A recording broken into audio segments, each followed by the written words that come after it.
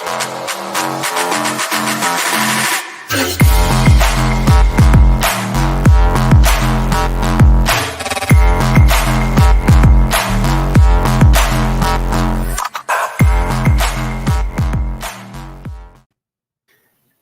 we're live. Welcome, everybody. This is the Reality Czars podcast, and I'm your only host tonight. Tony is, I think he's at work.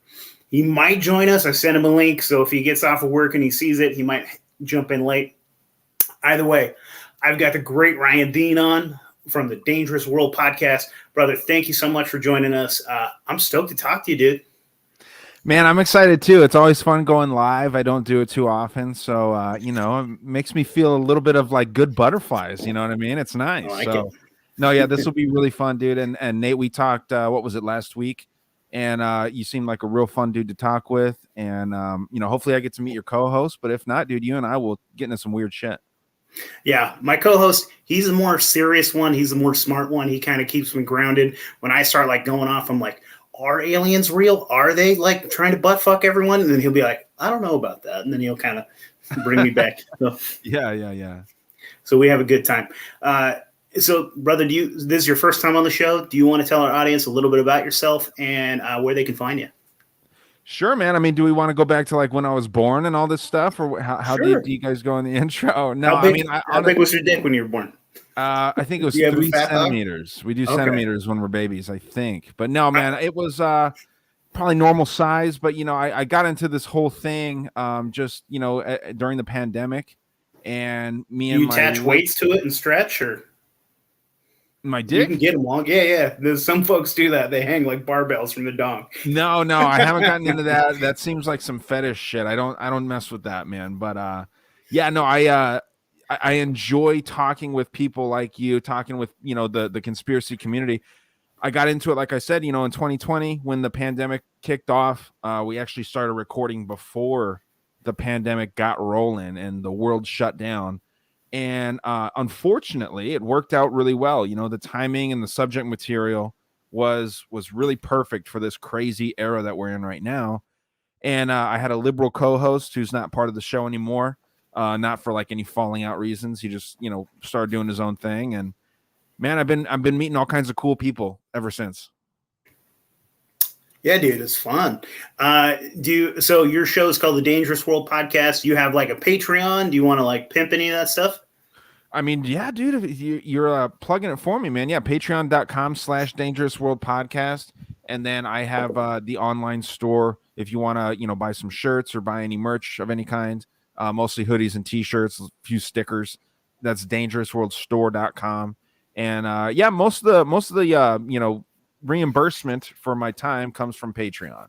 So again, patreon.com/Dangerous World Podcast. And it's just a really cool community over there too, man. Lots of awesome people support all these shows. And I just love doing this shit, dude. So I think that what we're going to get into here today, even though it's been talked about a little bit lately, I have some new shit to get into for you. So hopefully, your people will like it. Yeah, man, for sure. Yeah, I heard you talking about this and like it was kind of blowing my fucking mind. Like, yeah, so where do we get started? What do we want to talk about? Or where do we start with this subject? Are we talking Lucis Trust right away? Because, dude, I got all kinds of weird stuff for you. Let's start. You're the captain of the ship tonight. Where are we going? Okay, I'm honored. So honestly, I think that it's important to at least reference Helena Blavatsky. This idea of the Lucis Trust, which is the spiritual guide of the United Nations. And, Helena Blavatsky was getting into what they call theosophy, and it's essentially blending all kinds of religions. And the idea is that all the world's religions come from one spiritual source.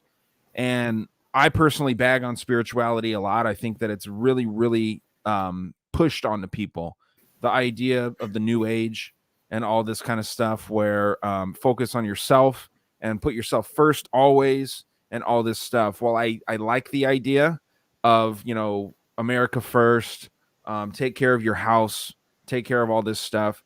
Spirituality seems more focused on yourself. And A lot of really good people get Well, sucked into that's this the trap. difference too with like the left hand path and the right hand path, right? So the left hand path is really self focused, like you are a god Hmm. sort of thing. And I think the right hand path is like magic. It's a different type of thing, I think, like a different focus, but still, you should know what you're doing before you fuck with that stuff. Definitely, dude. And I think that a lot of, like I said, a lot of good people get tricked into it. And some people are out there perpetuating it. I think sometimes knowingly, sometimes unknowingly, are pushing spirituality without realizing that when you try and invite in a lot of positivity, you're automatically inviting in a lot of negativity as well. If you're just an open source, if you're opening up your soul or your heart or whatever you want to call it to good energy, inevitably bad stuff's going to get in there too. So that's why you'll see like a lot of really calm, good people that seem like they're like zenned out and everything. Sometimes they'll snap and do some wild shit, dude. And I think that this is why, is because you're letting in all kinds of stuff. And if you're not I a think a little bit of that is repression too. They're like pretending to be zen as fuck, and dude, then yes, it's just building and 100%. building. Yeah, 100%, man. Like if you are getting the shit kicked out of you at work and you're just taking it because you want to be a good employee, someday you're going to snap, dude. You know, it's like the quiet kid in school that gets picked on and doesn't ever stick up for himself. He goes and shoots up the school, or so we're told, right? So, you gotta have balance. That's why, I'm a dick on my show sometimes. I try to be nice, but if I'm feeling some kind of way, I try not to hold that back at all. And a lot of this spiritual schooling comes from Helena Blavatsky's Theosophical Society, and their symbol is wild. It's got the Ouroboros, it's got the Seal of Solomon, all kinds of different religious symbols are thrown into one. And she, it's interesting about her is that she was the first Russian woman to be made a United States citizen. So I feel like there's some undertones there of her being a massive, massive player on the world stage. Yeah, she had Um, to have connections. Absolutely. Just to have that alone. And if I'm not mistaken, she passed away in the late 1800s, but not before she really started influencing this character, Alice Bailey. And Alice Bailey starts the Lucius Trust. And, she had a real abusive childhood and was raised really strict Christian, as a lot of these people seem to be. You grow up Christian, you start resenting Christianity. It's that whole idea of the preacher's daughter is like the freakiest chick that you can ever date, is this girl that's been repressed her whole life. You know what I mean? And then she's gonna get out there and start doing some weird shit.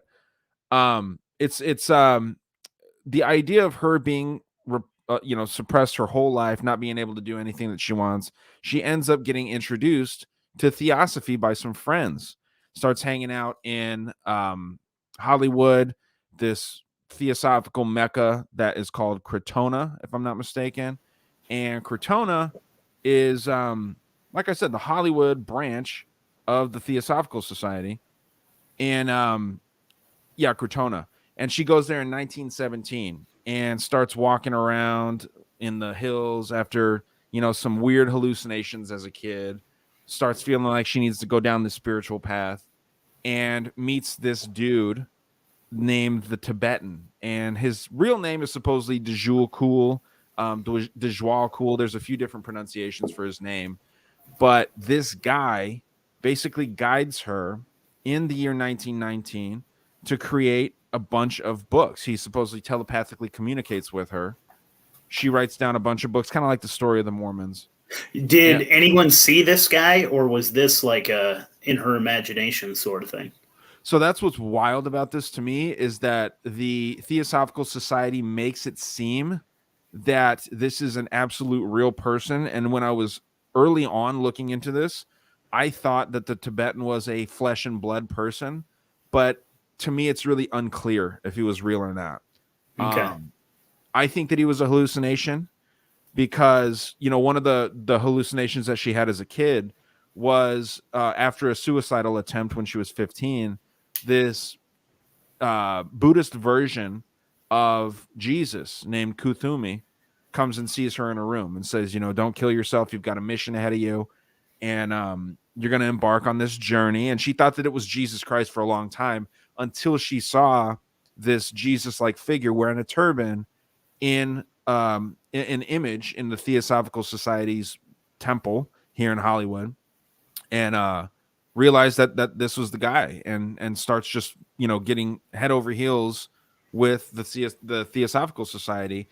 Obviously, really influenced by Madame Blavatsky, but she starts like kind of getting a big ego on her when she feels that she's contacted by this Tibetan.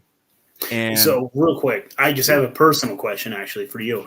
So, you don't fuck with the woo-woo, huh? Like, you don't think there's any way Kutumi actually fucking visited her? Like, you think it was all in her head? Like, I believe in interdimensional shit. And sure, like, if there's a fucking photo of the motherfucker on the tape on the wall, and like, I don't know, man, I don't know, she might have actually met Kutumi. yeah, I mean, it was an artist renditioning of it, right? It wasn't a photograph, but it was closest thing to. Man, I do believe in interdimensional shit because they do. You know what I mean? Mm-hmm. I haven't seen any proof of it personally. I mean, I've had a near-death experience, but nothing. I didn't see the light, so to speak, or anything. And maybe that means I'm an NPC or some shit. I don't know, but I think that I think a little more in depth than what we would call an NPC. But I also do think that it's healthy to maybe think that we're wrong about all of our thoughts. You know what I mean? So I never discount anything 100%, man. But I think that you're a skeptical dude, and I respect that. Thank you. Yeah, no, I try to be skeptical, and I actually learned that from my liberal co-host who doesn't believe in any of this shit. Because I think that the correct answer of any issue is somewhere in the middle, always. It doesn't, like think about it with politics. You've got the far right and the far left. Neither one are right about almost anything. But there is a correct answer somewhere in the middle there. So I try to find that. I put a lot of effort into thinking, and I try to never get dogmatic about anything. But I do want to say I lean towards Christianity big time because of my own research, looking into how much these people that created spirituality in the way that we know it now, how much they go against Christianity and how Luciferian they are in their nature. I think that there is definitely something to that, because for a long time I was an atheist, like a hard atheist, and actually, this is way off topic, but just like culture and watching, because I was a leftist too. I was like a fucking Bernie bro, half socialist, like radical fucking retard, and like just watching them like want to destroy the nuclear family, the way they talked about like family values, the way they like discussed all this is just like cancer, and I was just like, man, these guys are fucked. And then the way they talked about Christians and all this shit, and I was like, actually, culture and politics brought me back to God. And shrooms, a lot of fucking a lot of psilocybin, all of that brought me back to Jesus. There's definitely something to be said about like psychedelics and shit like that too. I don't partake too much. Ever since my car accident, where my near-death experience type situation, I can't really get too crazy with drugs. I feel like I have like schizophrenic episodes when I smoke too much weed or when I do shit like that. That's why I stick to the booze. It works for me. Kind of mellows me out a little bit. And yeah, dude, I'll have fucking panic attacks if I smoke too much weed now. I don't smoke weed either, dude. It does the same thing to me. I was listening to you describe it. Yeah, it fucking it gets me like stressed out. Yeah. Sammy panic attack kind of bullshit. Yeah. I don't fuck with it either. And I used to, dude. I'm fucking from Humboldt County. I started growing weed when I was a teenager. I used to smoke my weight in weed. Yeah. I can't anymore. Yeah, man. I don't know what it is. I used to smoke quite a bit myself, and it's just like it's a no-go for me now, dude. I drink. Sometimes I'll take a half of an edible, like a fucking, what is that, like 0.5 milligrams or whatever it is. I don't even know how they measure it. I'll take a half an edible before bed, maybe, and that'll be it for me. But I've taken mushrooms since the head injury and shit, and it's cool. Like, but I can't.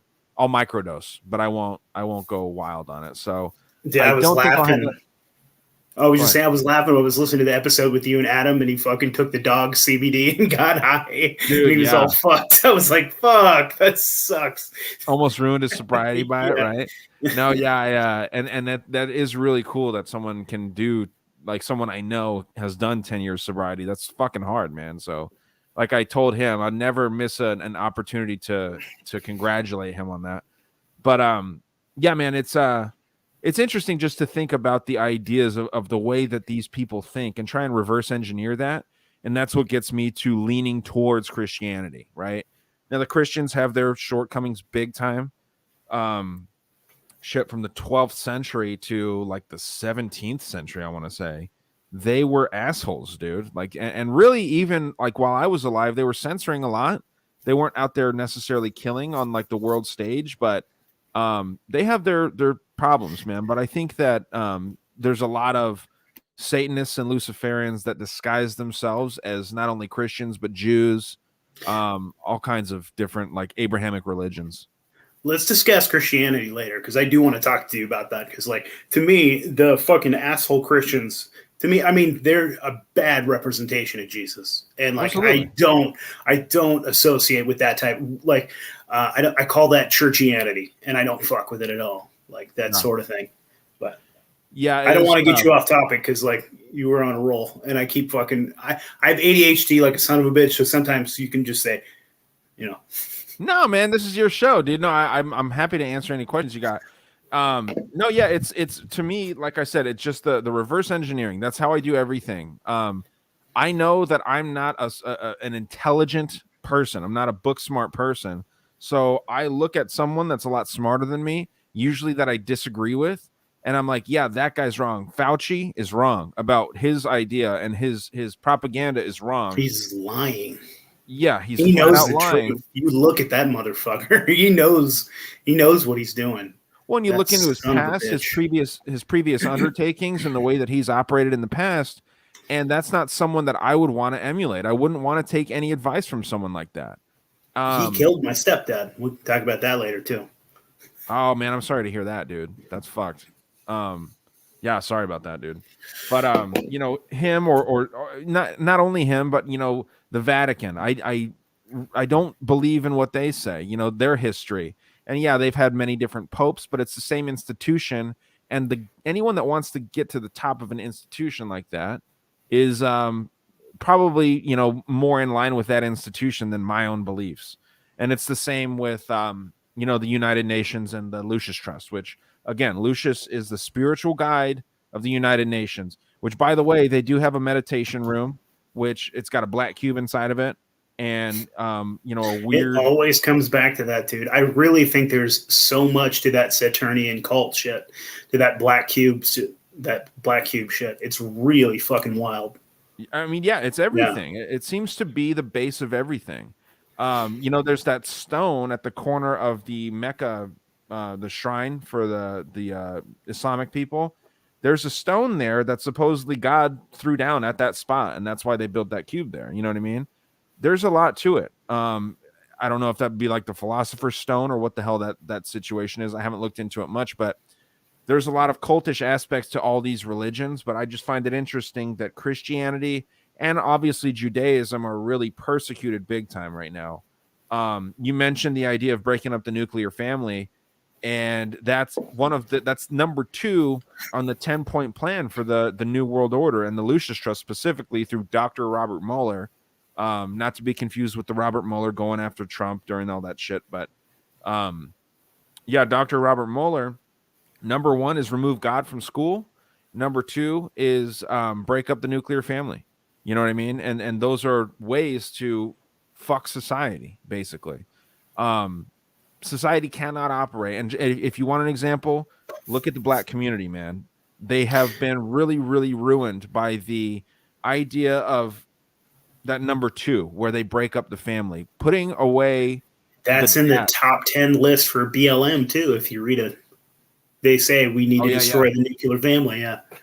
Yeah. Well, they're Marxist, and I think everyone knows that now. And it's unfortunate that so many people gave their hard-earned money to them. You know what I mean? It's a shame, and I think that they should all be arrested. Yeah. I mean, you say billions? Yeah. I thought you said millions. I was going to be like, yeah, billions. Yeah, no, it's an obscene amount of money and a lot of laundering going on through that. I mean, Act Blue was running their shit, and it was all supposedly going to Bernie Sanders and Pete Buttigieg and Amy Klobuchar and all those Democratic candidates. Biden even got a decent amount of that money, who, you know, in his own words, he called them a lot of different horrible things, right? Things that I will not say on this program. But you know, it's just it's wild to think that there's people that follow this and they follow it blindly because they want leaders. It's comforting, you know, it goes back to your childhood brain where you wanted a father figure, you wanted a mother figure, you wanted some powerful figure that you knew had your back and would never hurt you. People as adults want that still today, even if they don't want to admit it and they're like, no, I'll fucking look after myself. Everyone wants to be part of a bigger group. I don't care if you think that you're solo dolo or whatever. You want to be part of a bigger group. We crave it as humans. We're social beings. So that to me, we got off on a tangent there, dude, but that to me is definitely a very, very flawed aspect of the way that Lucius operates. It's weaponizing kindness is really what they do. Yeah, that's the wild thing to me is that people look at something like the UN. We're talking about the UN, right? The UN and the Lucius Trust. Yeah, I mean, yeah. They look at it like it's like cold, solid facts, science based. This is like atheistic. This is exactly like, you know what? This is like your liberal's wet dream. Sure. And they're religious as fuck. Yeah. Well, they actually say that they're spiritual. You know what I mean? Yeah. And that's why I have such a problem with spirituality. What do we hear so often? We hear, I'm not religious, I'm spiritual. That comes from Madame Blavatsky, and that comes from the Lucius Trust. Whether people think that they came upon that idea themselves or not, it's not, dude. It's the same way that MK Ultra, when you not you personally, but when one person will get on somebody for just believing the hype of something. That was a sick little fucking can you waterfall? I don't even know what that is. What is it? Where you blow it out your mouth, suck it in your nose? Yeah. Yeah, fuck yeah. Let's see it, dude. Yeah, okay. No, yeah. I'm old school, dude. I call that a French inhale. French inhale, sure. Yeah. And then the other thing you did was a mushroom, right? Mm-hmm. Yeah. Okay. I don't know. The kids these days, I don't know. I know. I'm only 17. I'm 17 years old, so that's why I do. You know, I talk about a lot of this, cool shit. But yeah, man. No, where were we before that? We were talking about spirituality. Yeah. So when people think that they've come up with this idea of being spiritual all on their own, they're subliminally just reciting things that from people that they would otherwise completely disagree with. Because a lot of these spiritual people don't believe in the United Nations goals, and they don't believe that there should be one world religion and one world government and one world currency. But for some reason, they're following the methodology of that lifestyle in one way, shape, or form because they say that they're spiritual.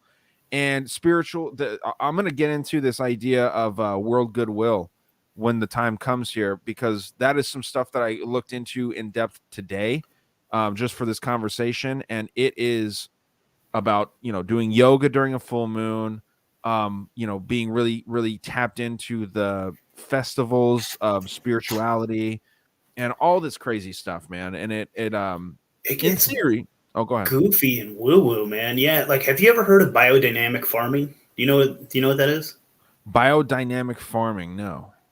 I had some hippie friends, dude, that would now I don't know exactly what they would do. They told me a couple things, but it's something like, it's like under a full moon. Some of it is tight as fuck. Some of it is like old fucking like pagan knowledge that like they knew when to plant things and they knew like, the proper time to fucking, do whatever. Right. And so that kind of knowledge is fucking badass, but then they take it and get goofy with it. So they'll like, I don't know, a girl will like fucking put her period blood in the fucking dirt, and then like another dude will stick a ram's horn in the ground at a full moon at 2 a.m. or something. You know what I mean? They do goofy shit, and like their crops are fucking bust, dude. They're like awesome. So maybe there's something to it. I don't know, but I think it's more to the knowledge of like when to plant and what to do. But like there's like an actual like pagan weird woo-woo shit, and it's called biodynamic farming. You should look into that. That's fascinating. I will for sure, man. Yeah, no, that kind of stuff to me, it is interesting. Like there is definitely some hidden knowledge that is absolutely 100% real. But for some reason it's not made readily available for everyone to use, and it seems as though you have to sell your soul in order to obtain it, right? the idea of the yoga during the full moon, if it makes you feel better, whatever, go ahead and do it. But Because I mean, yoga is gonna make you feel better, like exercising and stretching and doing all those things, and yeah, it doesn't no, have to be a fucking full moon. it doesn't have to be a full moon. You don't have to be getting into all this crazy shit that people get into, man. And like I said, there's some absolute knowledge there for everyone, I think. But for some reason, it's been hijacked. It's being held by the same people that you would otherwise completely disagree with.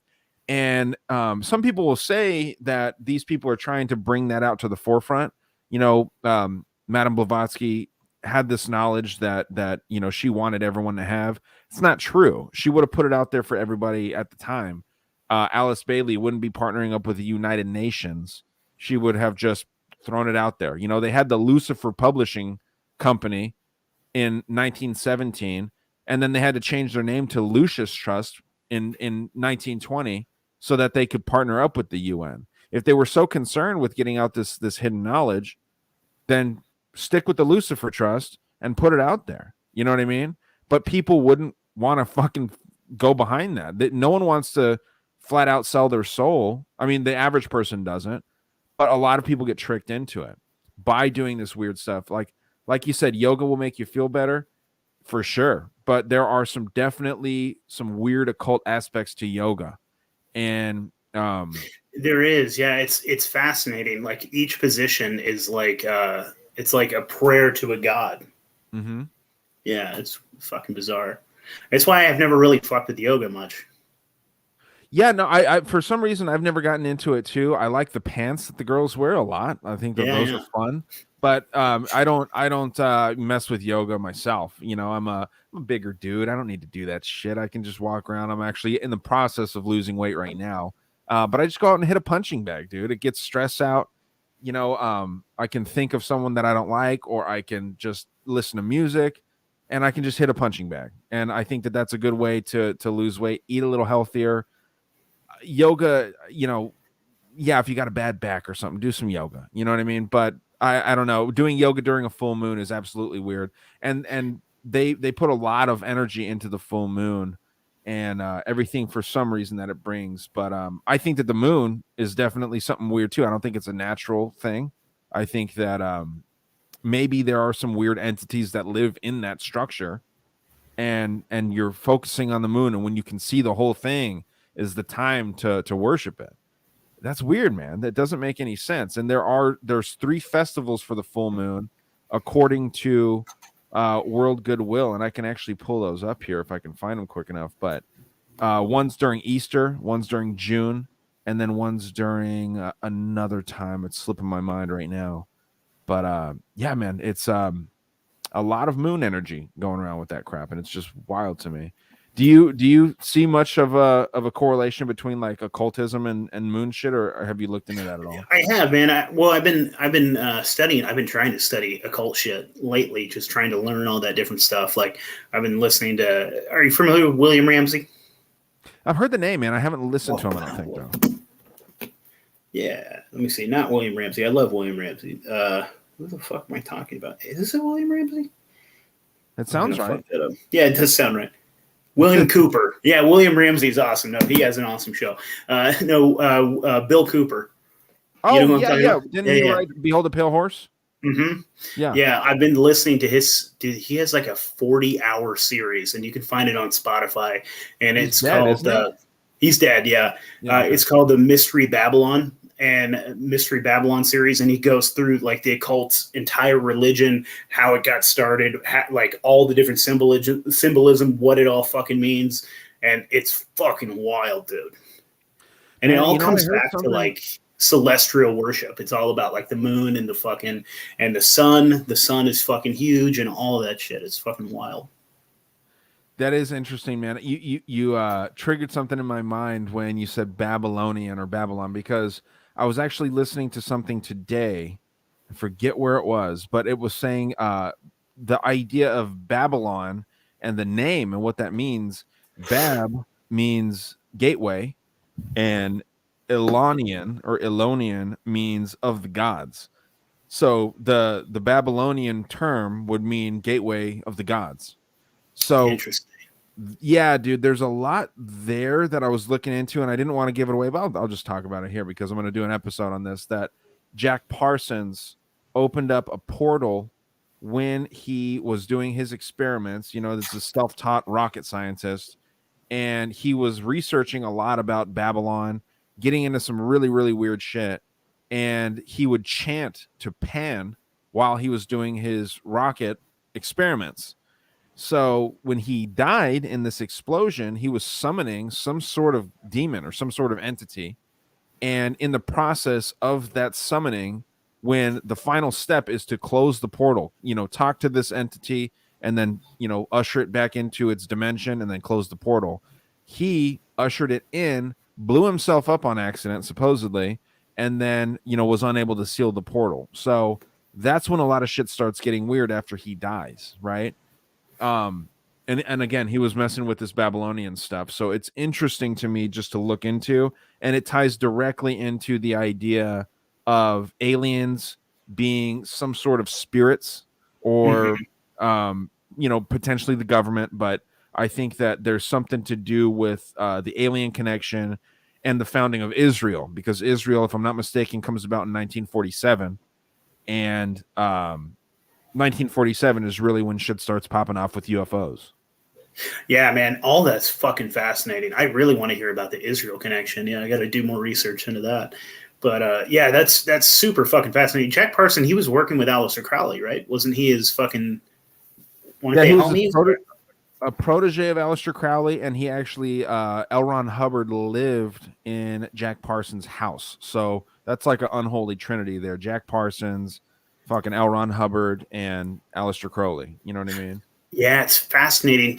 Right after Jack Parsons died, they went and told his mom, and his mom like freaked out, and then she killed herself, right? Isn't that a I don't know, man. Admittedly, I don't know a ton about Jack Parsons. I've heard the name dropped a lot. You know, JPL is a huge yeah? thing, Jet Propulsion Labs, and I mean the guy I'm invented ninety solid rocket fuel. percent sure that his mom knew some shit too, and she was like, as soon as he died, she was like, "Fuck this," and she killed herself.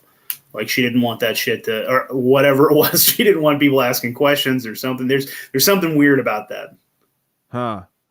Yeah, Now, dude, that is wasn't really Jack interesting. Parsons? Wasn't I might be tripping, but was he doing sex magic rituals with Aleister Crowley, or was that a different dude?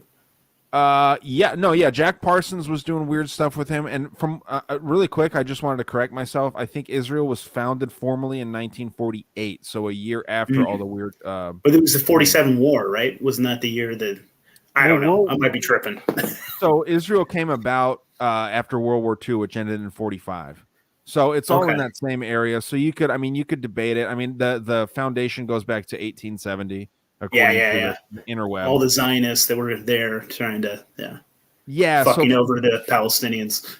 Exactly. Yeah. Well, yeah, and you know, I mean, no one's a saint over there, but yeah, supposedly 1940. Would you do anything to defend your homeland? If someone came over here, I said, would you do anything to defend your homeland if they came over here and took your fucking house? Like, I'm very anti-Zionist. Anything the Palestinians I don't have a they strong always opinion. point to like atrocities that the fucking Palestinians did. And I'm like, it's called self-defense. Get the fuck out of there. You don't belong there. Yeah. Yeah, I mean, it's a complicated story. I don't think any of these highly politicized issues ever have a correct side. So I think if you're anti-Israel or if you're anti-Palestine, I think they're both wrong. I don't know exactly what it is. You know what I mean? And I don't like to speak on things like that I'm not 100% familiar with. I know, dude. I know Israel's a lot of research on it. Yeah, Israel's done some horrible things, man. Horrible things. Yeah, I mean, you're right. I mean, when someone is going there and just deliberately taking your land, are you talking about like the Gaza Strip and shit? Gaza Strip. I mean, basically the whole thing, dude. Like, if you want to talk Israel for like 5 minutes, I'll fucking give you a little quick spiel. Sure, man. So, let me hear it. Okay, so basically this happened like around the fall. The Ottomans were there, right? And they owned all of fucking Palestine. And they owned all of like Saudi Arabia, Turkey, all of that area. That was all the Ottoman Empire. And so a bunch of Zionists, including a bunch of the fucking Rothschilds, because they had all the fucking money, were trying to find a homeland for for the Jewish people, right? They wanted to establish a Jewish state, and there was like 100 different places proposed. Like some of the places were like New Zealand. Some like I think they even were like going to try to take Wisconsin or something stupid. Like they had like a bunch of different places that they could have taken, and I even think some of the land was like actually offered to them. I think that they could have had like a huge chunk of New Zealand, but they had a boner for Palestine, and because they claim that that's their homeland, even though genetically, none of the Ashkenazi or the European Jews have a genetic tie to Palestine. None of them. Like the Sephardic Jews, yes. Like some of the Palestinian Jews that have been there for fucking 2,000 years, yes, obviously. But all of those guys are European invaders. Long story short, really rich European Jews were like going to, because you have to think about the Ottoman as like they were basically like a feudalistic land system still. So like this Sikh would own, or, you know, whatever the fuck he was, this big lord or whatever would own all this territory right here, right? And yeah. But literally these people have been living there for like 2,000 years. Like this family can tell you, my family planted these olive trees 800 years ago. You know, this is my blood, sweat, and tears. So if you want to go into like Lockean land, like principles that like the rest of the like westernized world recognizes, that would have been their fucking land. They would have taken it. They fucking built it. They, you know, put their blood, sweat, and tears. They made it. That's their fucking property. Mm-hmm. But the rich, powerful Jews would go to these big landowners in like Saudi Arabia and stuff and be like, hey, I want to buy it from you. So then they would fucking buy it from them. And then they would come and say, hey, I got a title. I got this piece of paper. This is mine now. And they would fucking kick them out. And they had rules against like, so you couldn't rent to a Palestinian. You couldn't hire a Palestinian. You couldn't like even do any business with a Palestinian. That was like all these like Zionist rules.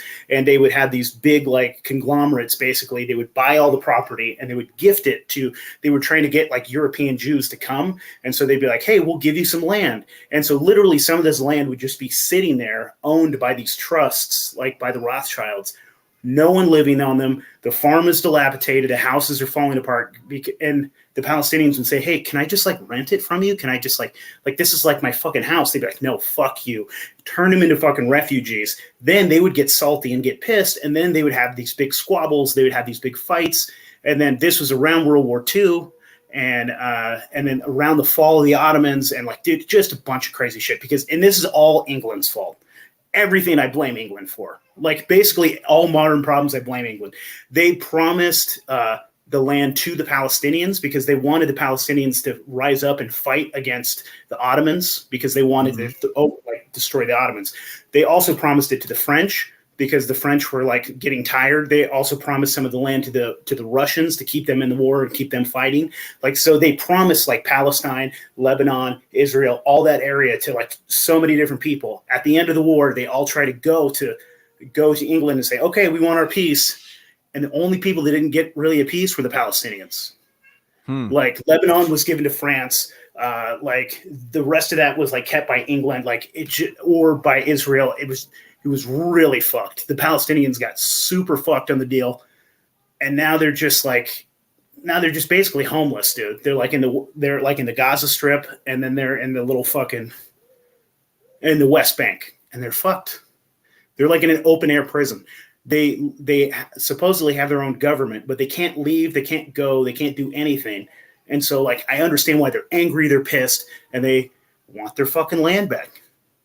Yeah, no, I definitely get it, man. I mean, again, you know, similar to the way that I feel about like Ukraine and Russia, I really don't give a fuck at all, you know, and it may sound selfish. I don't care about any of these other places really.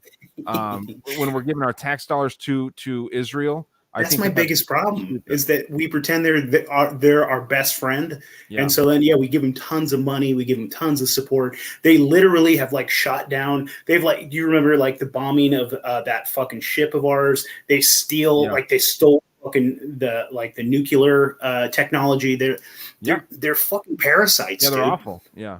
No, I can't stand them. I mean, we just gave $1 billion, I think, to their Iron Dome fairly recently. The Iron Dome is some dope technology. I wish that we had something like that here, but you know, I don't know, man. I haven't thought about Israel much, but I do know that they are really have like the religion of like the Jewish people and then obviously the Christians is condemned worldwide. So You know that's what's the why I most feel fascinating some thing, sympathy. though? Sorry, I'll stop. I'll get off my soapbox in 1 second. No, yeah, no, I But want to hear it, like man.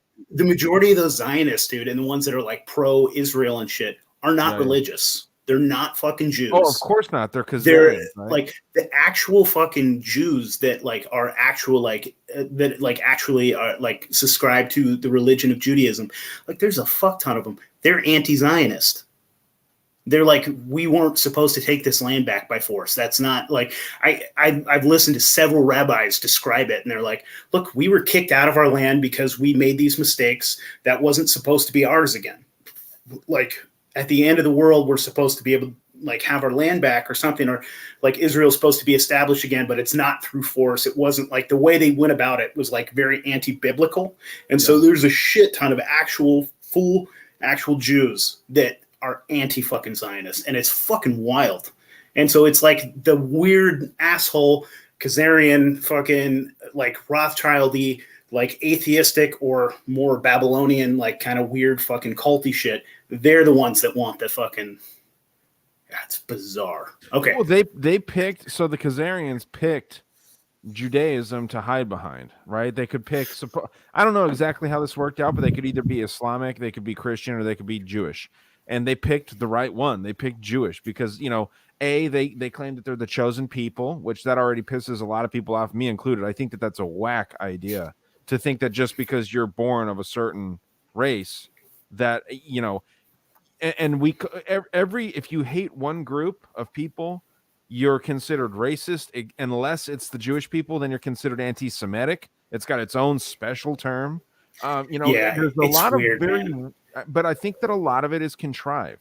I think that a lot of idea here is that historically the Jews are supposed to be hated, and it sucks. I don't. So there's a lot, dude. Like I said, it's a very complicated thing that I don't fully understand. I understand that you look into it, and I think that what you said makes a lot of fucking sense.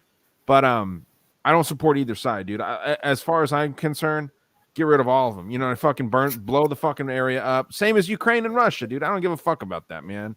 I don't want my shit to be more expensive here. The people that I know, I'm sure there's a lot of great people in all four countries, or Palestine's not really a country, I guess, technically, but, you know, Palestinians are good and bad. Israelis are good and bad. Ukrainians, We're all fucking Russians, humans, dog. Yeah. exactly, dude. Yeah. But I mean, like, if it's not in the news, if it's not being talked about, we as Americans don't care. You know what I mean? It's just a fact. There's atrocities going on all around the world, and unless we can read it or see something about it, man, we don't care. And that's it's an unfortunate thing, but it's a reality, you know. And so that's why I do understand why people want to do the America First shit. I am America First big time. I think that it's important. But there's a lot of problems when you get that so small down to like where it's just yourself. I'm going to focus on myself, and that's it. Just to try and tie it back into the spirituality and Lucius, right? It is very, very selfish. And I think that when everyone retreats to within themselves, that's how we end up getting in these positions that we're in now. When I try and talk about like something in pop culture, and some hardcore conspiracy theorists like, oh, I don't watch TV, I don't do this, I don't do that. I'm like, dude, you're so pretentious that I don't watch TV. You don't watch TV? No. But not to be pretentious, just because I can feel the fucking programming in their commercials and shit. Like I can literally feel them. Or Hulu? Yeah, I have Netflix. I'm selective with what I watch. I'm not a complete fucking. That's what I'm saying. Yeah. That's the new TV. I'm saying like when people are like, no, I don't take in any programming. You know what I mean? It's like, dude, come on. Yeah, you do. I listen to enough podcasts. We are programming. We're programming right now. We just have it's not malicious and it's different and. Yeah, but again, dude, who knows if we're actually doing the right thing? That's the thing, man. Yeah, like, we might be really spurring on the diversity, or not the diversity, the animosity. You know what I mean? Which is completely opposite. But yeah, just I've thought about that, dude. I've definitely questioned him, like, because some of the things I'll say, and I'm like, am I just feeding into this? Exactly. You know, am I like, yeah, absolutely. Well, dude, we were talking on Monday Night Master Debaters last night, and you know, we were talking with Whiskey, Beer, and Conspiracy guys. myself and Matt. Matt's the host of the show, and I was asking them, do any of us do anything about the problems that we see, or do we just get on here and make it known to more people and piss more people off the way that we're pissed that we're pissed off? I'll admit that's what I do. I'm not out there fighting in the streets about any of this shit, even including this Lucis Trust. I think that should be taken care of. I think that should be gone, dude. That shouldn't be the most influential spiritual organization in the world, but it is. And I don't even know how to go about trying to fight it other than talking about it. And people use that as an excuse where they're like, well, at least we're talking about it. Man, that might even be worse to just talk about it. You know what I mean? Maybe, but I don't think so. I think it's good that people at least are hearing about it and they're conscious of it. Because, I mean, how else do you fight about it if you don't even know it exists? But I do understand what you're saying. I do understand what you're saying. Yeah, but I mean, like, if no one's going to go out and fight about it, then... But someone might. But maybe that's also what they want. See, some of that, too, is like, to me, it's like they want you angry. They want you fighting. Because they know how to, like, handle that. Like, they don't want peaceful people because, like, I'm a peaceful anarchist. That's also part of agorism is, like, we're fucking peaceful anarchists. I'm not going to go and pick up a fucking brick and throw it through a window. Like, I'm not going to do that. Soros puts a pallet of it outside your house? Yeah, exactly. No, I'll build something with it, dude. I was getting jealous. I was like, fuck, that was expensive. I was like, you know what I'd build with that? My wife is, like, laughing at me, but, like, yeah. A little pizza oven, dog, with all those bricks. Exactly, dude. Yeah, no, we got to go in the middle of that and load up the truck and bail. Yeah, dude. No, I mean, yeah, it's interesting to think about the way that the world works and all of this bullshit. But I don't know if you wanted to get back into some of this stuff with the the connections with the UN. You mentioned something, anytime someone mentions the crown, you got to know that there's a connection to like any topic that you're talking about if it's conspiracy. And the Windsor International Bank and Trust. That's our number one enemy on this podcast is the British government. Yeah, the crown. 100%. I blame everything on. Yeah. Yes, dude. Not British people. I like British people, but their fucking government and those fucking lizard fucks. I hate them. British people are okay. I mean, they lose everything. They ran the world at one point, and then they lost it. I don't know how the fuck you do that. They didn't, though. You see, they were actually smart. They gave up the hard power, and now they have the soft power. They're fucking stepping back. I mean, the whole thing about British people don't. The British people don't. No. Hey, the British people never ran anything anyways. They were like on the ships, and they were the one fucking dying in the goddamn field. You know what I mean? Yeah, like all their alphas died in World War II, and now they're all a bunch of effeminate dudes. You know what I mean? That's I never miss a moment to troll the British people. I have to. You know what I mean? It's within me. But no, yeah, obviously, they're fine, whatever. But now it's I think it is interesting though that the Lucis Trust is partially owned by the Windsor International Bank and Trust Company. I don't know if you've heard of those guys, but they are a heavy investor in the Lucis Trust, along with like the Trilateral Commission, the Council on Foreign Relations, all that shit. Have you heard this? I heard NY Patriot talk about this on a show that a lot of these like secret societies and shit, and like I think even the Mormon Church, they're all owned by one corporation. Have you heard that? Like, if you like go back and you like look into the like whoever's fucking, because they're all like LLCs or whatever. They're all like whatever kind of like type of corporations, like the Mormon Church, like even like the what the fuck are those people called? Like the Jehovah's Witness, whatever the fuck they are, and all of those fucking weird secret societies and shit. Like I even think the Freemasons and shit are owned by a corporation, and they're all owned by the same corporation. Well, the Atonists started all of that, and it may be something. I heard you talk about them. Yeah, I want to hear more about the Atonists, and then we'll get back to the Lucis Trust.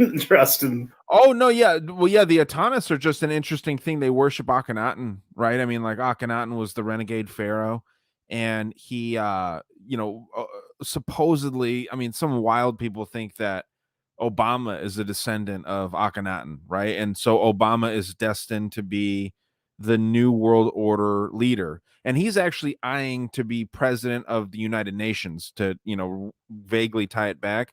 Imagine that, man. If like we come to this time where all of this stuff that we're talking about, as far as like Lucius and the one world religion, government, currency, way of life, communism on a vast scale, a global scale, if that's enacted and then Obama is president of the United Nations, whoever's leading the United Nations at the time that happens, I mean, that's your king right there. That's your world king.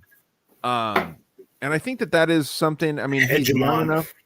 That's a word that I like, hegemon, that doesn't get used much. Yeah, I don't even know what that means. Global leader would be the hegemon. Okay, yeah, I mean, that would be, I mean, he's young enough. He's charismatic. He's almost every race. I mean, when he was growing up as a kid, because he had a black father, white mother, and then an Indonesian stepfather, he said that his home, as his childhood home, was like a quote mini United Nations. He said.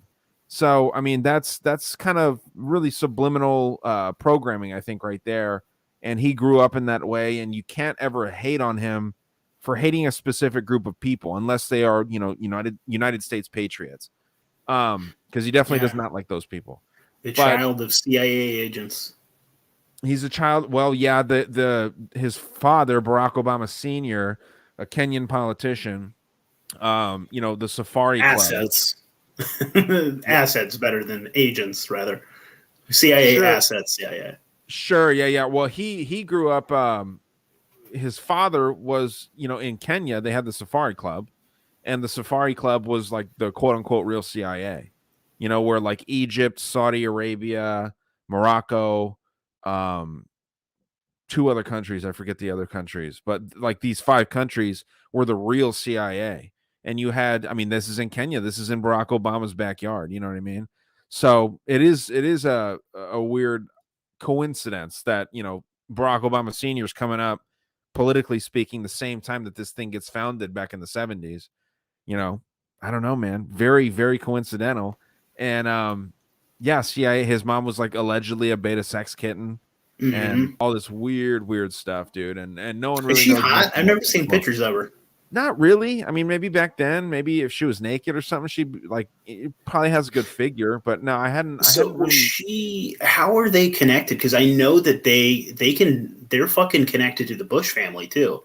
Like, do you know Barack and fucking yeah? They're like cousins that go back to like Papa Bush or something like that. Poppy Bush. Yeah. Like yeah, dude, I don't know if that's true, but I know that they're both Windsors. Like, they're both, like, supposedly part of the Merovingian shit, Rockefeller bloodline. It's so wild that they are all fucking related. Like, even Harry and Meghan. Except for Jimmy Carter for some reason, but Jimmy Carter was a member of the Lucius Trust. Yeah, 100%. He was one of the Rockefeller stooges, for sure. 100%, dude. I don't know if he was even tied in with them, but for some reason 100%. He was wrapped. Was he? Okay, because he was wrapped in with the Lucius Trust. And that's what I found crazy when I was, you know, reading through these names that were part of it. Jimmy Carter pops up. I'm like, what the fuck? This guy was supposed to be like, you know, the outlier here. But yeah, they always are, dude. I mean, Donald Trump is supposed to be the outlier, and I don't buy that shit either.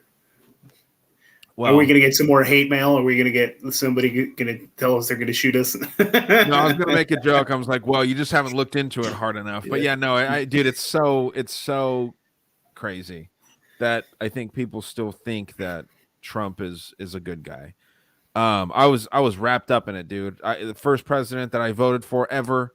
I'm only 31. I could have voted 3 times in my life so far for a president, but first one I voted for, I was gung ho about it. I went to a rally, caught a fucking MAGA hat here in Tucson. So you still have it? Yeah, dude, I got it. I'm not gonna get rid of that. I consider that to be like that's history right there, dude. That's history, exactly. It's not like Nazi memorabilia. I'm not going to be all hack and be like, "Yo, this is like having a Fourth Reich fucking hat," you know. But it's like, to me, it's part of history, man. I think that it'd be interesting if we live to be old men. It would be interesting to see, you know, how that hat is looked upon. You know what I mean? But yeah, man. As far as the Atanas go, to wrap that up, it's basically where all secret societies stem from. It dates back to ancient Egypt. The worship of Akhenaten, even the Pope, you know, the Pope, that's not a Christian hat that the Pope wears. That is the exact replica of Akhenaten's hat, or headdress. So yeah, I mean, even the Vatican is founded upon Atanism. Dude, the other hat he wears too looks like a little yarmulke as well, which is fascinating. Which one? The little round cap that the Pope wears sometimes. It's a fucking little yarmulke. Really? Yeah, look at that. I hadn't noticed. Well, he might be wearing a yarmulke when he goes and visits Israel, because I know everyone when they touch the Wailing Wall, you have to wear a yarmulke. Every president's been photographed doing that too.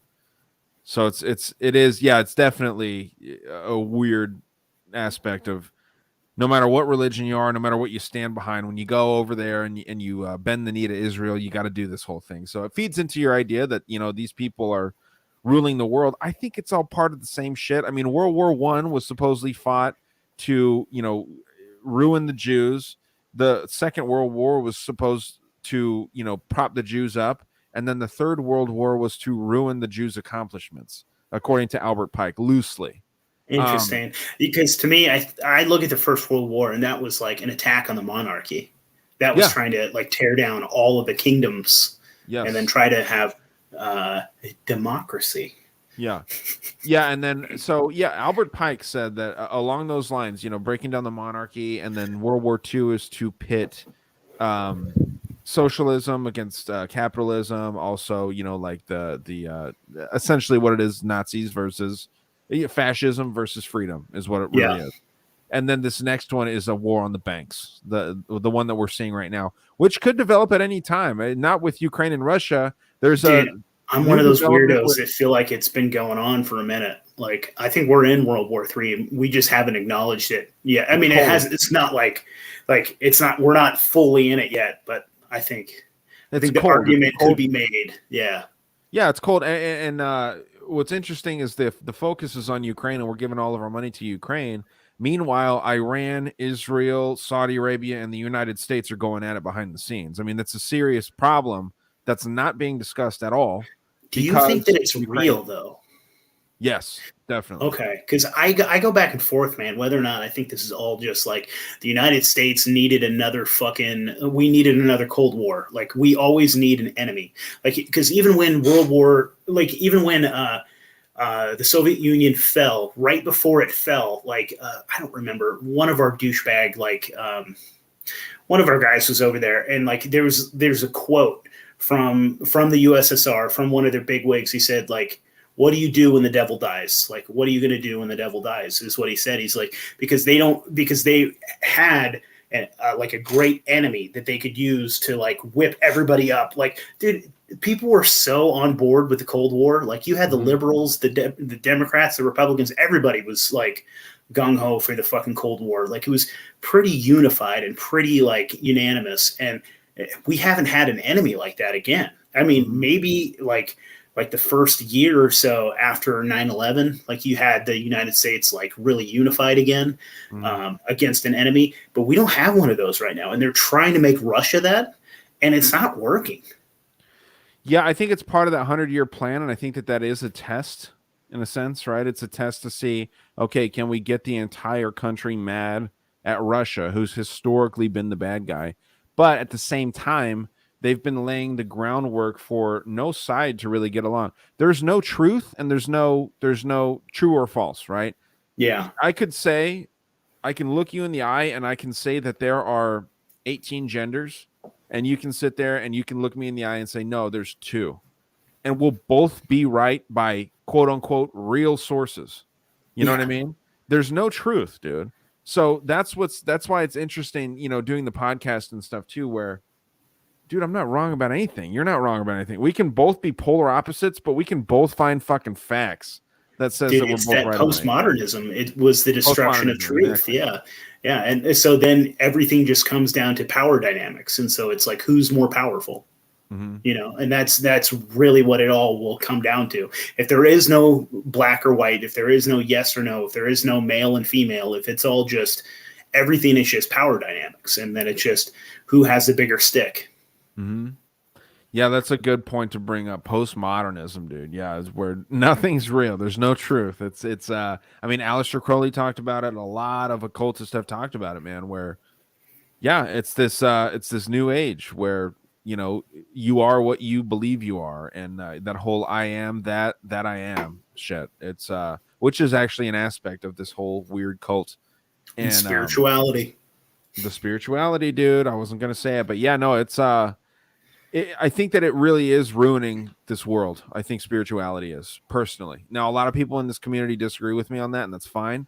But just similar to you and your Israel stuff, I've done my fucking research on it, and I stand behind it. I will never say that I'm spiritual, because I think that it's part of the fucking psyop of being like, no, I care about.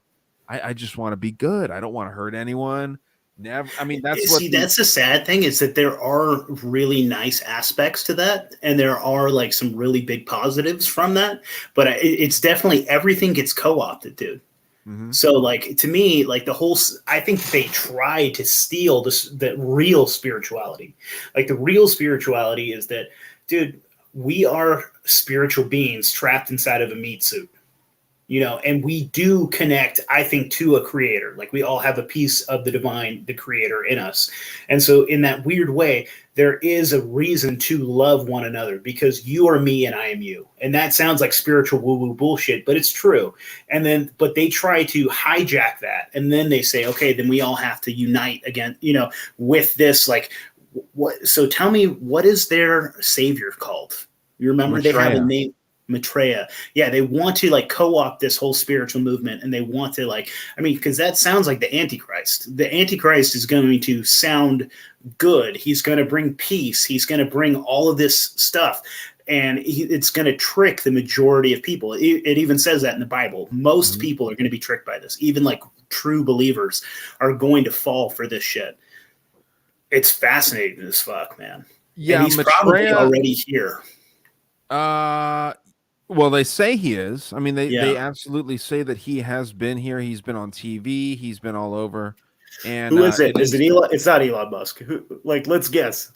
Who's Betraya? well. I mean, there's a guy that says that he's Maitreya. He's I'm trying to find the full name here. There's two different names. So Maitreya is the main dude, and this is the fifth and final Buddha. Sanat Kumara is the other, name for Maitreya. And there's a guy that goes by Sanat Maitreya Kumara, and he is just like a normal dude that says he's a descendant of Jesus Christ, or the reincarnation of Jesus Christ, kind of like David Icke. But for some reason, a lot of people in this community think that David Icke's the shit. I And, like David Icke. I actually just had him on. I do like David Icke. I know a lot of Yeah. people have, man. I like I said, man, who else could say that they're the reincarnation of Jesus Christ, and we would like not I be never like, heard him say that. Has he said that? yeah, and he got laughed off I of a missed that. stage. Yeah, so that's what I'm saying. So this guy, this Sanat, and that's cool that you had David Icke on. I think that he's an OG in the conspiracy game, but I see him similar to the way that I see Alex Jones, who by I mean, don't confuse me here. I would absolutely have Alex Jones on. I don't have no desire to talk to David Icke, but Alex Jones I would have on all day, because I think he's a phenomenally interesting dude. Yeah. But anyone that would say that they're look you in the eye and believe it themselves, say that they're a reincarnation of Jesus Christ, we would not believe anything that they say. But for some reason, we believe David Icke when he says that. So, I don't know. I see a lot of problems with the way that conspiracies are pushed out there, and I like that's what I do with my show, man. Is I try to do research, and I make a lot of people mad, dude, and a lot of people disagree with my standpoint, and I'm abrasive. Like when I get passionate about a topic, I'm like, no, dude, like I've done my research. I'm not going to switch my position.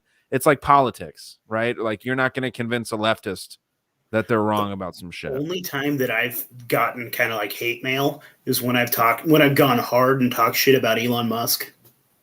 That's fair though, dude. Talk shit about that guy, and Yeah. you know what? People are Oh, I going will to all day. People will get pissed. well, and for some reason, people feel like they know him. He's the relatable billionaire. He's the richest man in the world, but for some reason, he's relatable. I mean, do the math with that. It's and I mean, the guy hasn't really earned any of his own money, in my opinion. He's a fake person. I don't even think he's really got a personality. you know. He's an odd duck, dude. Yeah, he's fucking bizarre. Have you seen any connections with like so if you go back to like ancient Babylonian and like the worship like of Baal, there was this like this was just the norm. People were supposed to sacrifice their firstborn. Uh-huh. That was just a thing. And if you look at a fuck ton of the elites, their firstborns have died. Anderson And Cooper's brother, a lot of people, yeah. yeah, I mean, Elon Musk's first child died. Like, I'm not like sorry if he's not if he didn't sacrifice his child to Baal, but because I don't want, I'm really gonna get some hate mail now. That's okay. But like his first child died. Like a ton of folks, dude. If you look into them, a ton. Joe of them. Biden. Yeah, absolutely. Who else? If like now that I'm on the spot, I'm gonna fucking forget it. But I think, dude, it was a few of like the Rockefellers, I think too, and like a few like there's been like quite a few of like firstborn children dying. Okay. Yeah, no, fascinating if there's a connection there. Now, I'm not claiming that. I'm not saying I know that, but I just find it interesting. Yeah, no, I definitely could see something to that. I'd be interested to get a list and look that up because that is it is weird. But yeah, man, this character that acts like he's the Messiah. I mean, he's a fucking scumbag. It seems like, you know, he like I said, says he's Jesus. He says, you know, all these weird things and pushes people into spirituality, and just it's insane to see. But for some, I don't think that he's on online anymore. But he's got YouTube videos and all kinds of weird shit, dude. But interesting. Yeah, there's people that say that, you know, he's been out there. Maitreya's been out there, and he's been, you know, seen on TV in the United States and all around the world, and he's among us right now, and he'll reveal himself at a certain time. And that's what's crazy is a lot of people don't know the name Maitreya. A lot of people know the Antichrist, and they actually call him the Cosmic Christ. And there's a really kind of cool key, I guess, if you want to call it that, on this site that I'm looking at, where it shows all of the United Nations terms and the Lucis Trust terms. When they refer to light, this is referring to Luciferian enlightenment. When they say God, they're referring to Satan. When they say stream forth, it means overshadow. Love means various forms of hate. So, I mean, what's up is down, basically. Christ means Antichrist. And they call Maitreya the Cosmic Christ. Yeah. Power, when they say, like, you know, give yourself power, it means more often than not, you know, destroy something. It doesn't mean, you know, empower yourself. So there's a lot of doublespeak within this group. When they say, you know, ascended masters, they're referring to demons. They call it like the external hierarchy, which Jesus would be on the lower end of this hierarchy of enlightened ones. But yeah, dude, there's a ton here, and I actually really wanted to get into some of these aspects that expose a lot of the ideas behind the world goodwill. If you wanted to hear some of that stuff's really interesting. Yeah, absolutely. Yeah, it's something that I looked into just to kind of talk about with you here, because I had looked into World Goodwill, the Arcane School, and Triangles, which are the three like subsidiaries of the Lucis Trust. And this World Goodwill was founded in 1932, and the entire idea of it is just to perpetuate the same shit that you know the Arcane School does, Madame Blavatsky, all these people. And one thing that's pretty interesting about the Lucis Trust, because you might think that, you know, maybe the connections to the UN are loose, but it has consultative status with the Economic and Social Council of the United Nations. So, you know, this is not like just some bullshit, and they're actually considered an NGO by the United Nations. So it's 100% involved, and they have the idea here where, like I said, they weaponize kindness. And when you weaponize kindness, it's the idea of ensuring that every citizen on Earth won't act in interest of themselves. They're not going to act in interest of their family or their community. They want to act on behalf of the best interest of the world's population. They don't want to hurt anyone or anything. So when you have the single centralized authority, saying what's right and what's wrong. They can tell you exactly what they want. So owning a car could be, something that's not looked on favorably, or using air conditioning, having a refrigerator, anything that's going to leave a carbon footprint, eating beef, hunting, anything like that. And they have these points which they go through, and there's 6 points here. I just kind of wanted to go through the first 4 because these are wild. But the first one here, and I'll just read directly off of luciustrust.org. They say, humanity is not following a haphazard or uncharted course. There is a plan. This plan has always existed and is part of the greater design of the cosmos. Okay, so our destiny as the human race is written in the stars according to the United Nations. And this plan has worked out through the evolutionary developments of the past. And because of the special motivation given it from the great leaders and teachers and intuitives of the past, so, people that have focused on it, that are high up in society, because of these brilliant people moving our plan forward as a race, the coming one, as they refer to him, will come, right? And this leads to the second point. So the second point here, there exists an inner spiritual governance of the world led by enlightened beings. So enlightened beings are leading our society. So Demons. What's that? Demons. Exactly. When they say enlightened, light is in there. These people are enlightened by Lucifer, according to their own fucking words. So there exists an inner spiritual governance of the world led by enlightened beings whose ideas inspire all forward-thinking or liberal, right? All forward-thinking evolutionary progress in human consciousness, the collective consciousness. They're trying to move towards this enlightenment of Lucifer. And they are all known under such different names as a spiritual hierarchy. The Society of Illuminated Minds, or Christ and his church, Christ again meaning Satan, or the Antichrist.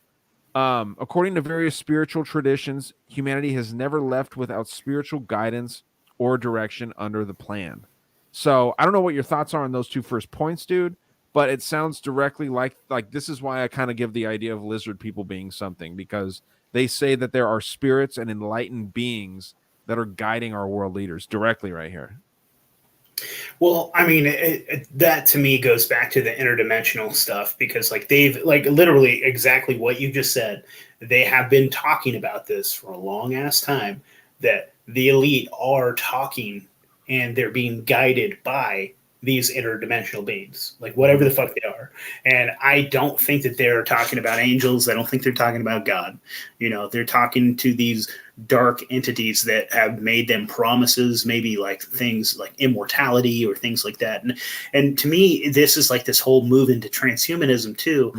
I see this whole push for this crazy, this AI, and for all this crazy fucking technology. I think that this has been given to us by those dark entities.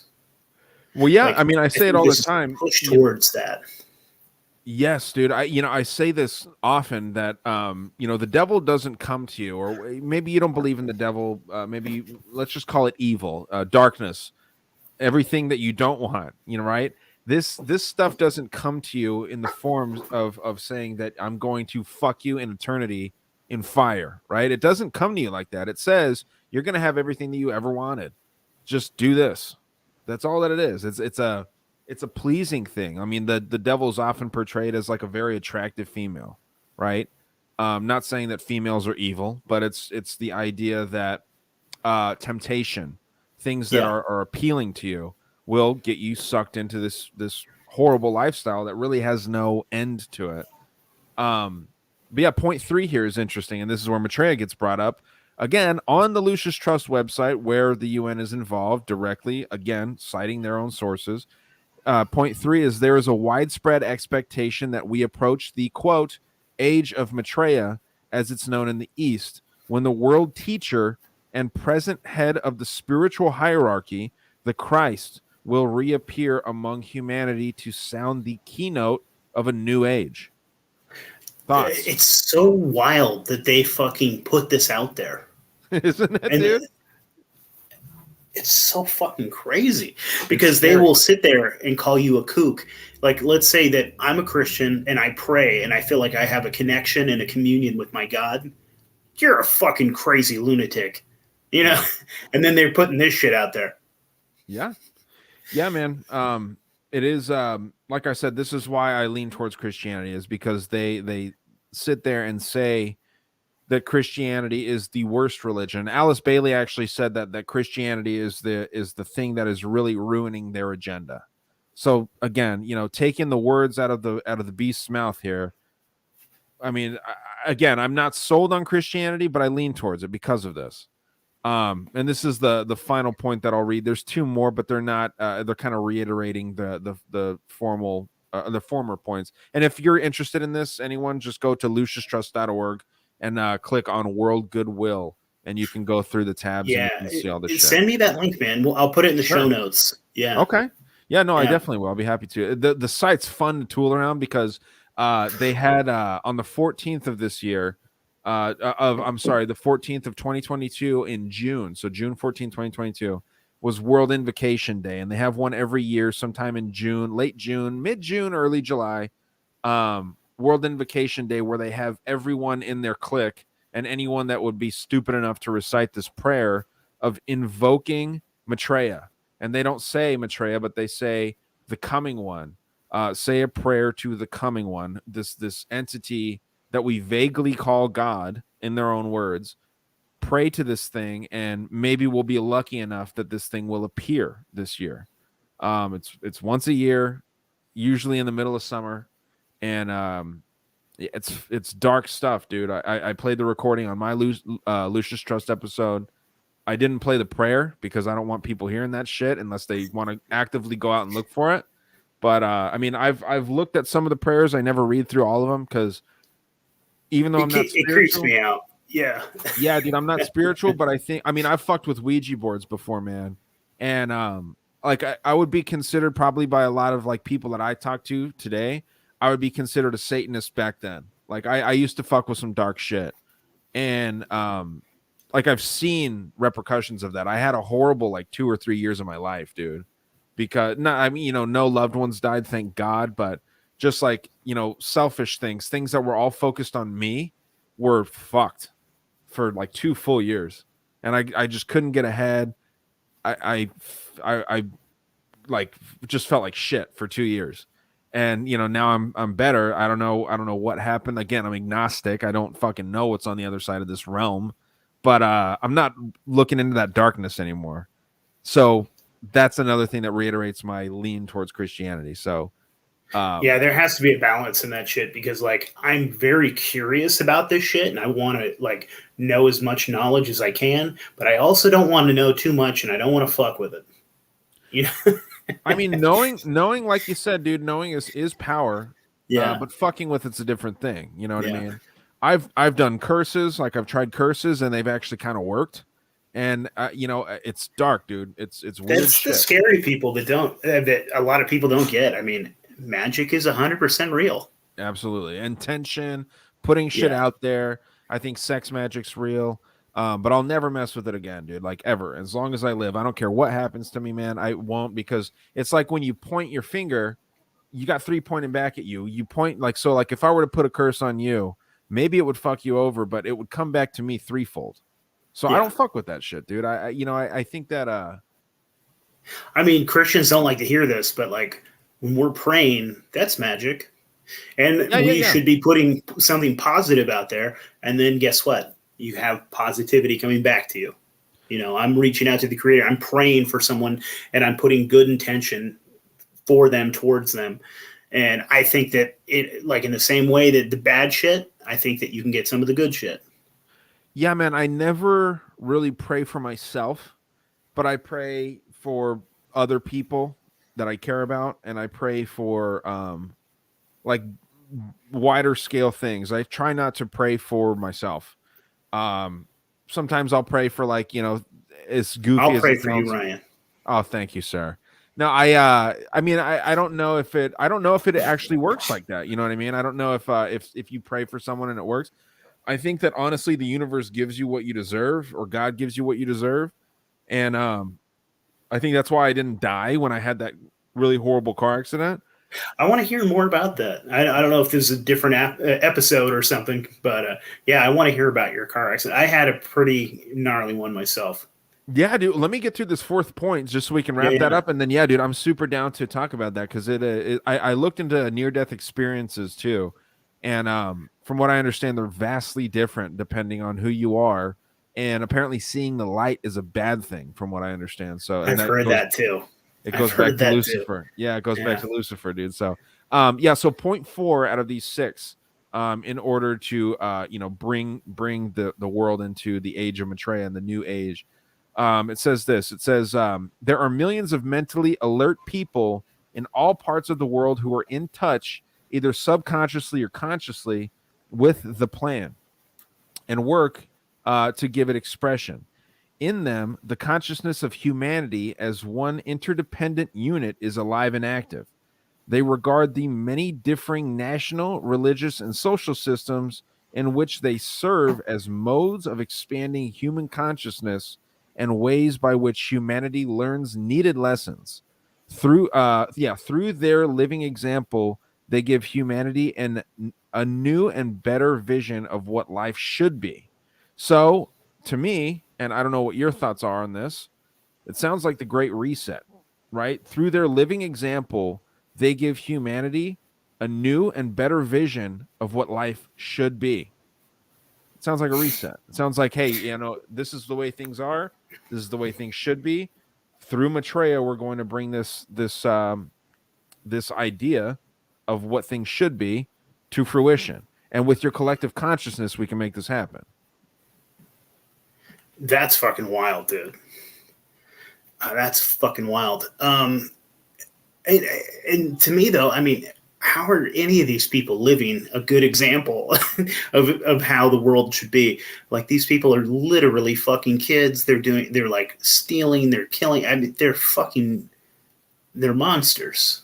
Fucking kids has been part of the elite's culture since the dawn of time. So when they're living in an echo chamber, how could this be wrong in their eyes? You know what I mean? Obviously, you and I see this as wrong, and I mean, I truly do believe at my core that it is, but I think that there's something about them where they don't even think that it's wrong at all. And I that's agree what with you, makes dude. Yeah. that's what makes me say fuck them, and that's why I think that the devil's real, therefore some sort of God has to be real too. Yeah, dude. I mean, they're actual, factual, literal fucking like sociopaths, and they feel like they've been given the right to rule over others. They are smarter. They have the right blood connections. They have like a God-given right to tell you how to live your life.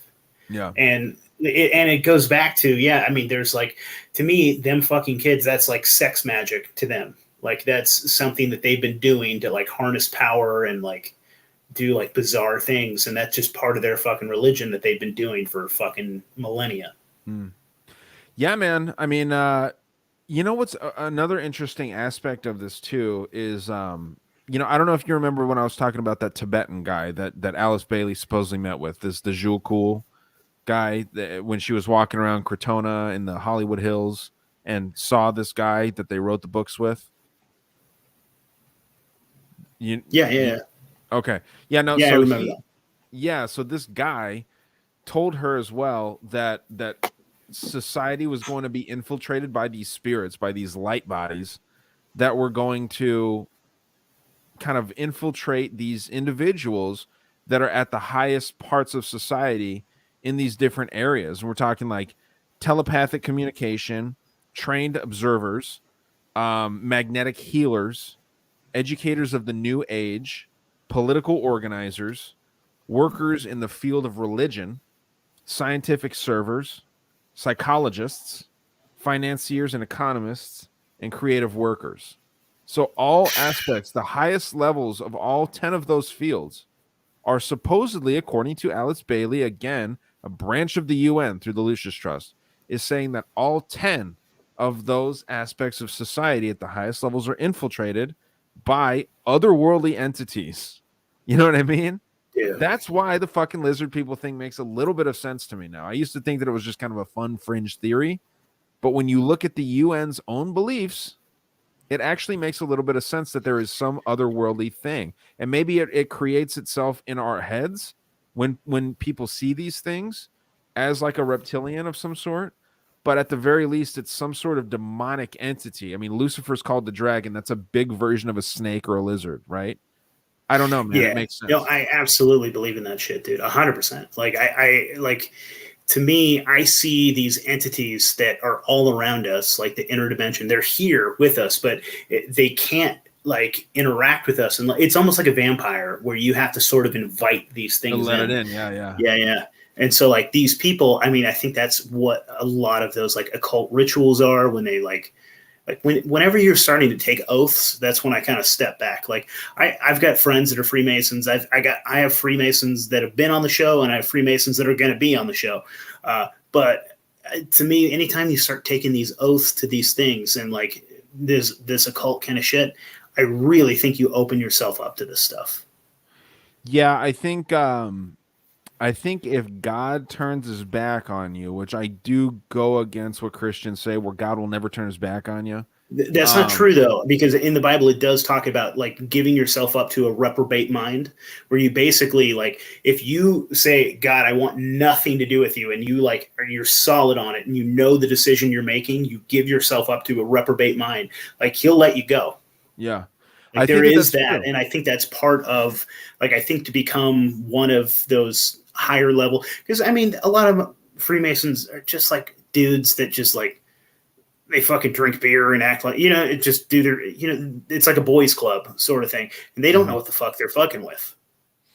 Yeah. Yeah, I mean? Well, yeah, I think like any institution, it's the highest levels of any institution that are the rotten parts of it. There's a lot of, dude, I talked with a few really, really cool Freemasons. I don't want to mention any names, but there's some Freemasons that I actually really enjoy talking to, man. Yeah, and 100%. and yeah, dude, it's I think that it's like calling. I mean, dude, you're gonna tell me that there's no bad anarchists out there? You know what I mean? Of course there are. Do you know how many libertarians, like there's so many fucking libertarians that like say they want like bodily autonomy, and they want like they want like all this shit.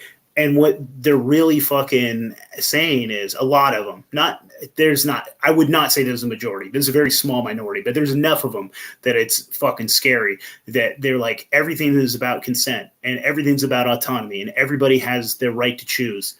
AKA, if a kid says it's okay, I can fuck it. You know what I mean? They're like, no, they have a bodily autonomy too. They have their choice. They can, you're like, okay, you need to go in a wood chipper. You know? Yeah, dude, it's insane. Is there a way there's bad anarchists? Is there a way is there a way I can share my screen with you here? Yeah, I think so. I think if you go down to the bottom and you hit the share button there.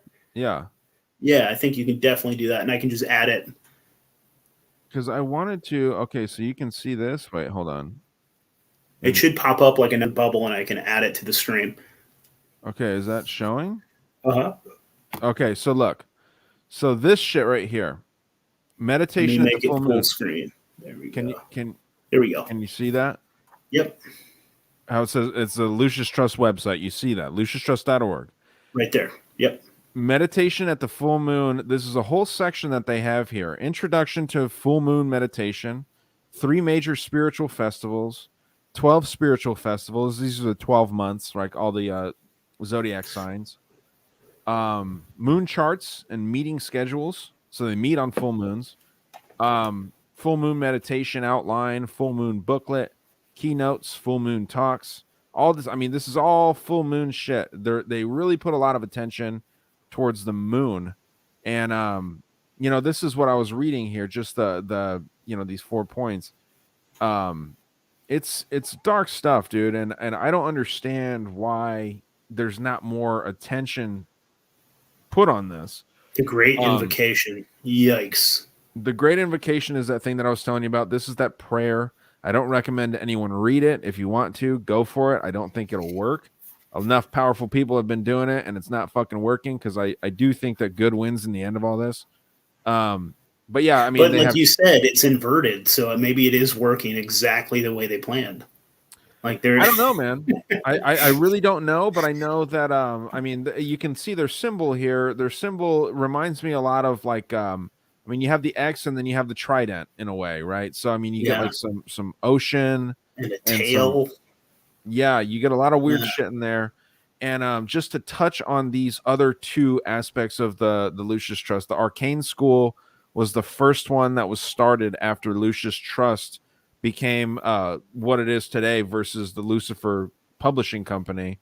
That's basically to teach like highly esoteric things. There's web seminars that you can pay for and all kinds of crazy information that you can get through that of like hidden knowledge. Triangles targets kids. Triangles is like, one child will go and sign up and they'll have two adults that coach them. And that's what forms the triangle. One kid, two adults. It seems super satanic to me. Almost like a mind raping type situation, it seems like. And then World Goodwill is what we just kind of spent the last couple minutes talking about. But yeah, man, I mean, they have a whole section on the full moon. And they actually address here on their site why they're called the Lucius Trust versus the Lucifer Trust. And they straight up say, the Lucius Trust was, there's claims on the internet that the Lucius Trust was called the Lucifer Publishing House. That's not true. Allison Foster Bailey started the Lucifer Publishing House back in 1917 and then changed it to Lucius Trust. So it's not the same thing. You know what I mean? Like they double speak. They say that it's not true while confirming that the same two people started it and they disbanded the Lucifer Publishing while, they started up Lucius Trust. So it's a freaky site to fuck around on. It's weird. There's a lot of dark shit on there, man. So, I'll send you the link and you can fuck around on there, dude. It's a trip. It's gotten me obsessed and it's gotten me down a lot of different rabbit holes personally. Hell yeah, man. I gotta have you come back on, dude. I want to talk near-death experiences. I want to talk like the pair that you were talking about. My wife's gonna kill me if I stay on any longer. But yeah, let's do a part 2. Let's fucking do this again, man. Yeah, I'll be happy to, man. You guys are welcome on my show too. I appreciate the opportunity to hop on your show, man. Absolutely, man. I loved having you, dude. All this was fascinating as shit. Cool. I'm glad you enjoyed it, dude. I always like talking about this wacky ass group. Well, I appreciate people that do their fucking homework because for the most part, we just get on here and bullshit, and we have smarter people come on and talk to us. So I appreciate smarter people. So thank you. It sounds like you know your shit about quite a few things, man. So I'd like to pick your brain on a few things too. Hell yeah, man. Anytime. You're always welcome. So you want to give my audience again a little bit like where they can find you? Yeah, man. Thanks again for the chance to do 2 plugs, dude. I appreciate that. DangerousWorldStore.com and Patreon.com/DangerousWorldPodcast.